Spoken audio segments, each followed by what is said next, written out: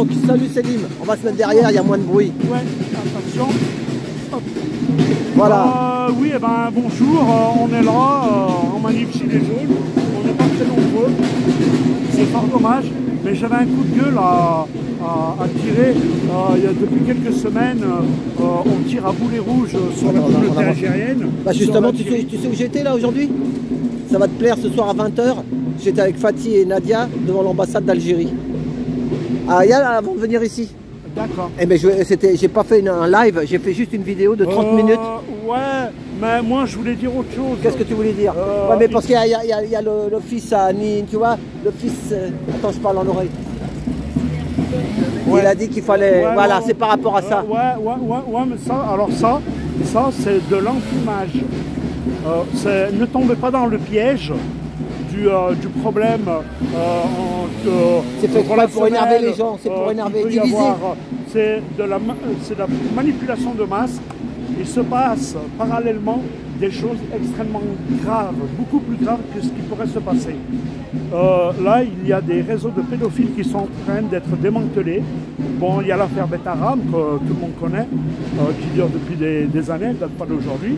Et il y a l'affaire Epstein, où c'est que les États-Unis ont décidé de déclasser les archives et on a accès au nom de toutes les personnes qui ont contribué à la pédophilie au niveau international. Et là, il y a une jeune maman, Inda, qui est gilet jaune, qui est tous les samedis, une fois par mois, à l'Opéra, place de l'Opéra, qui est là pour défendre toute cette magouille qui se passe en France. Pardon madame.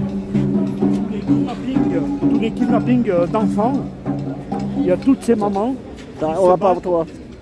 Au quotidien pour récupérer leurs enfants.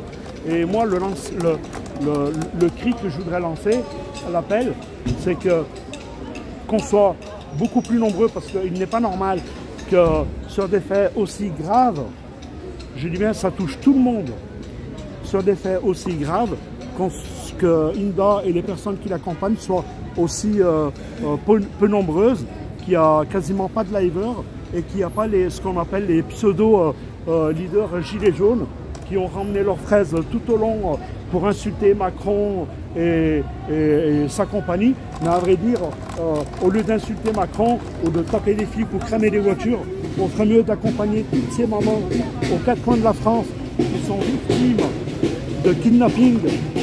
On prend leurs enfants, on en fait des objets sexuels. C'est inadmissible. J'entends beaucoup de personnes sur les réseaux taper sur la politique, mais là, il y a un fait avéré. Il y a beaucoup de personnes qui sont concernées. Les Belges, ils ont été courageux, les Belges. Quand il y a eu l'affaire du trou, ils sont descendus en masse, je dis bien en masse, dans les rues de Belgique pour dénoncer toute cette pédophilie organisée et institutionnelle. Et nous, en France, on n'est pas capable de le faire. Quand je vois Olive qui la ramène, Bouet, Rodriguez, Kessiladulowski, Fauzi, et la liste, elle est très longue. Tous ces gens-là, on ne les voit pas. Est-ce que c'est normal? Non. Ils ont attrapé aussi à Nantes un gars qui était il voulait être député là. T'as pas entendu parler de cette histoire? Non, mais il y en a plein de saloperies. Ouais. Ils se tiennent tous par la barbichette. Et je dis bien, ils se tiennent tous par la barbichette. Ils étaient 5. Lui, en plus, il gardait des enfants. Il gardait une petite handicapée de 4 ans, un enfant de 5 mois, enfin je sais pas quoi. Mais c'est du sale. C'est horrible. Là, on peut pas dire que ça n'existe pas. Hein. Non, mais ce que tu dis là, c'est horrible. Et on veut rester insensible. Mais on est tous des parents, on a tous des enfants. C'est ça. Les ASA, les conseils régionaux, les départements, il y a des élus politiques, écolos, France Insoumise, LR, communistes, socialistes, Modem, RN, il y a les élus qui sont là, ils sont au courant, ils voient ce qui se passe et ils ne disent rien, ils ne font rien, ils se tiennent tous par la barbichette. C'est ça. Et ils ont la complicité des juges et des procureurs, ils mangent tous dans la même gamelle. C'est ça. Et ça, c'est pas normal. Il faut qu'on... Là, il va y avoir des manifestations pour dénoncer l'éducation qu'on veut donner à nos enfants dans les écoles maternelles, primaires. Mais moi, j'en ai rien à foutre de ça. Il y a des choses beaucoup plus graves qui sont avérées. Il y a des choses beaucoup plus graves qui sont avérées. Croyez-moi que si on descendait en masse, en bloc, et on défendait nos enfants, croyez-moi que ça ne passerait pas. Nous, on va chercher la pomme en haut de l'arbre. Mais avant d'aller chercher la pomme, il faudra s'occuper de la graine. C'est la graine qui sait, c'est la justice, c'est l'administration française, ce sont nos hommes politiques. Toutes ces mamans qui ont été victimes, elles ont toutes été voir quasi des hommes politiques pour dénoncer. Elles sont toutes reparties, une main devant, une main derrière. Et ça, c'est dégueulasse. Ouais, c'est ça. Le Splendide, t'as entendu, tu te rappelles, le Splendide? Là, il y a comment il s'appelle, Pierre, il est énervé, tu sais pourquoi? Pierre avec son fauteuil. Parce qu'il paraît que vous êtes passé là-bas à Stalingrad et puis qu'il y avait d'autres gilets jaunes et vous n'êtes pas arrêtés à discuter. Tu les as pas vus, toi? Ah non, t'as pas fait attention. Non, il n'y avait pas. Oui, les a vus. Si, bah si, il y avait. Je sais pas. Là vous aussi, êtes passé devant. Voilà. Voilà, vous êtes. C'est deux groupes gilets jaunes qui sont passés l'un à côté de l'autre, à Stalingrad. on est 40 là. Est-ce que c'est normal? Bah oui, mais il y a un autre groupe aussi de gilets jaunes là-bas avec. Oh, mais comme je dis, moi, depuis le départ, tu prends les gilets jaunes, tu les secoues par les pieds, tu as plein de cartes qui tombent. Et ça ne peut pas fonctionner. Plein de cartes qui tombent, voilà, c'est ça. Et ouais, des cartes de partis politiques. Là, il y a plein de gens là. Il y en a 2 ou 3, je suis sûr, ils sont du RN. Il y en a 1 ou 2 là, de chez Philippot. Il y en a quelques-uns là de la France Insoumise. Moi, je m'en fous, moi, je m'en fous. Ouais, mais tu peux pas défendre une cause si tu prêches pour ta paroisse. C'est ça. C'est pas possible. C'est ça. Il faut enlever toutes les étiquettes politiques. C'est ça. Et ça, tant qu'il y aura ça, on ne pourra jamais avancer. On se fera toujours enfumer, doubler. Et quand, si on veut organiser, vous appartenez pas à un mouvement ou à un parti politique ou à une association, tu peux faire une déclaration comme Inda, elle fait, elle se retrouve toute seule quand elle va en garde à vue où elle se fait interpeller par les forces de l'ordre, elle n'a personne pour la soutenir. Et alors que nous, les Gilets jaunes, il y avait quelques personnes qui se faisaient arrêter, il y avait toute une cour au tribunal, il y avait une dizaine d'avocats, une centaine de personnes et plusieurs liveurs qui étaient là pour donner l'information. Ça faisait pression sur la justice. Mais quand la pauvre femme, on lui confisque son portable, on l'emmène en garde à vue, on la dépouille, on l'humilie, on la rabaisse. Quand tu as 4-5 mecs hyper balèzes des forces de l'ordre qui te rentrent dedans, et ben, elles craquent les femmes. C'est ça. Il y a une grosse pression. C'est dur, moi je vois plein de femmes qui pleurent sur TikTok là. Il y a une dame là, elle s'est tellement battue pour ses enfants qu'elle en a fait un coma. Ouais, c'est ça. Moi j'ai eu un père aussi qui il a eu un arrêt cardiaque. Et voilà, un papa qui a eu un arrêt cardiaque pour défendre ses enfants. Il y en a qui se suicident.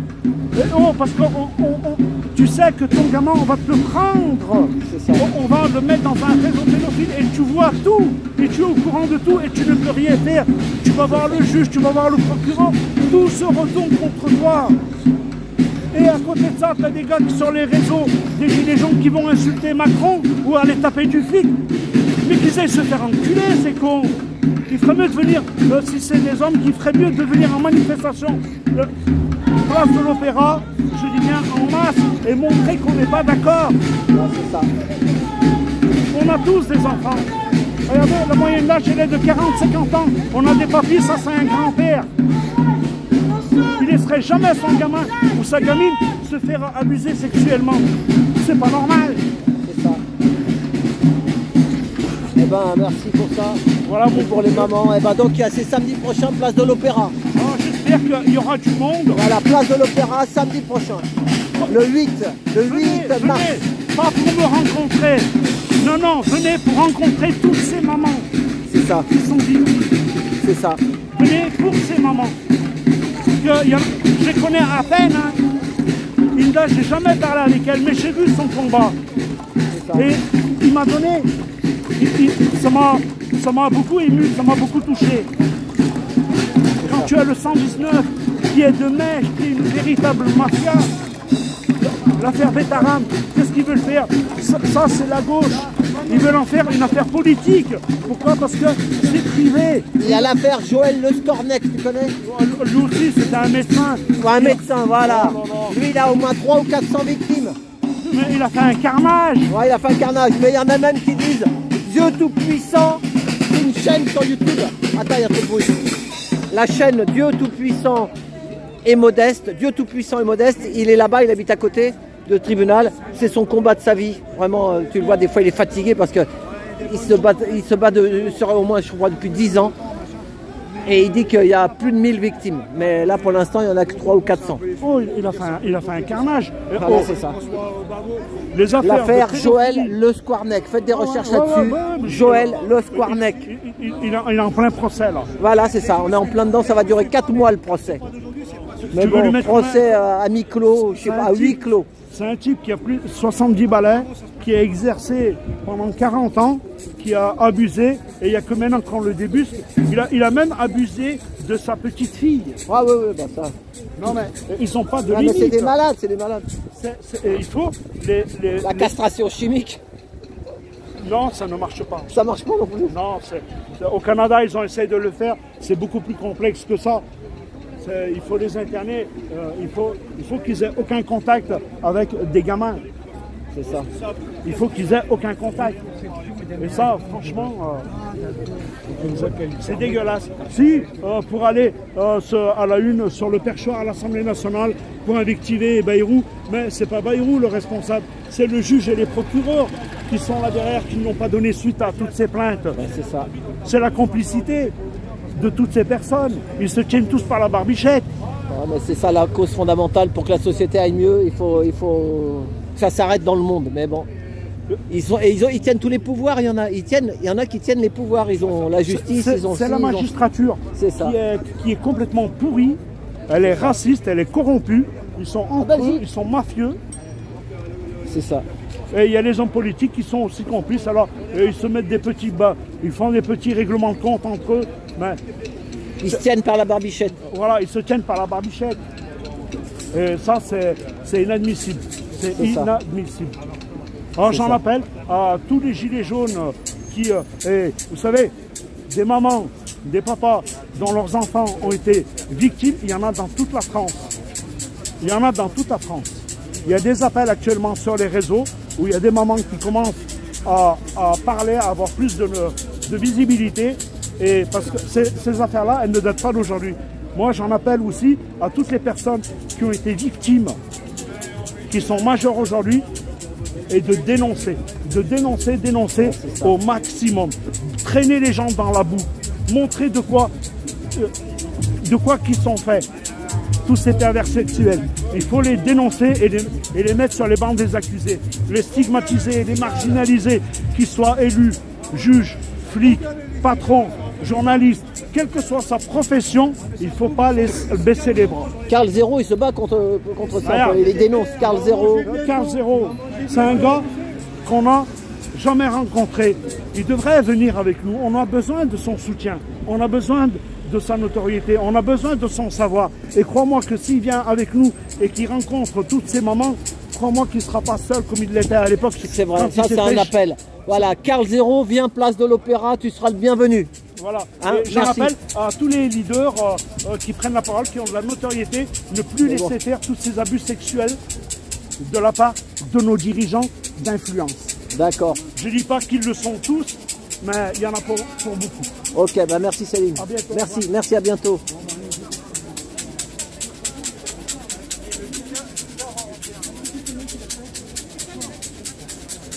Voilà, et ben, les enfants, c'est la première cause de l'humanité. La première cause à défendre, les enfants. Voilà, à tout bientôt. Merci pour tout.